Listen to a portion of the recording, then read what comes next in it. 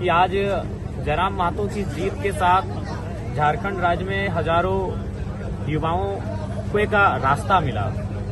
वे अपने आंखों में एक सपना सजाएंगे कि जयराम महतो एक साधारण मिट्टी से निकल कर आया बेटा, अगर विधानसभा तक जा सकता है तो वे भी जाएंगे। हाँ, ये बात रही कि हम लोगों ने कुछ एक बात मैं आपको कहना चाहूंगा, मैं 29 साल की उम्र में विधायक बना हूँ। मुझे मेरे विधायक बनने से लाखों लोगों को खुशी है, लेकिन इंटरनली अगर मेरे अंदर कोई विशेष भाव उत्पन्न नहीं हुआ है, क्योंकि मैंने इन 3 सालों में जनता के दुख दर्द तकलीफ को इतना देखा है कि मेरे अंदर जो कुछ भाव होते हैं उन भाव को भी मैं समझ नहीं पा रहा हूँ कि विधायक बनने की एक ललक होती है।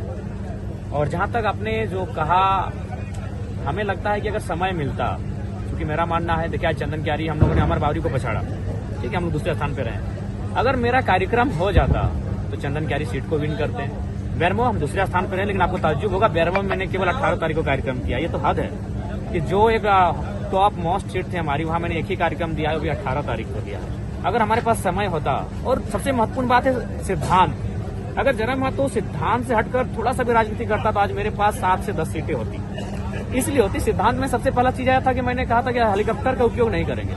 अगर हम सिद्धांत से हटकर हेलीकॉप्टर का उपयोग करते और हम अपने प्रत्याशियों के लिए प्रचार के लिए जाते हैं तो आज जीतने की संभावना भी पड़े। सर जो रामगढ़ से थे 70,000 के आसपास लाए, मायने होता है विधानसभा 70,000 वोट। तरुण महतो अच्छा खासा वोट लेकर आई ईचागढ़ से, गोमिया से पूजा महतो 60,000 के आसपास वोट लेकर आई। ऐसे बहुत सारी सीटें हैं जिनको हम जीत सकते थे केवल और केवल अपने सिद्धांत अगर समझौता करते तो। ऐसी बहुत सारी सीटें ऐसी थी जहां मंझे हुए लोग हमसे जुड़ रहे थे, किसी विधायक के बेटा जुड़ रहे थे, कहीं पूर्व विधायक हमसे डायरेक्ट जुड़ रहे थे, और उसको हम जीत सकते थे।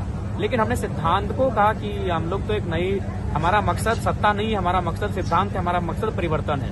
तो अगर जयराम महतो लीग से हटकर, सिद्धांत से हटकर अगर सत्ता के लिए राजनीति करता तो आज हम शायद सत्ता में होते हैं। क्योंकि अगर हम जितना बेहतर होते हैं उतना ये असेंबली होता, हंग असेंबली होता और किसी के पास मेजोरिटी नहीं बन पाती।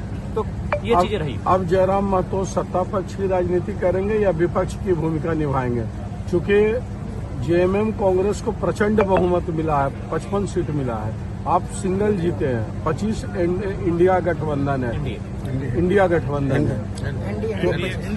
यार मोदी का हम चमचा है क्या? क्या हम इंडी बोलेंगे?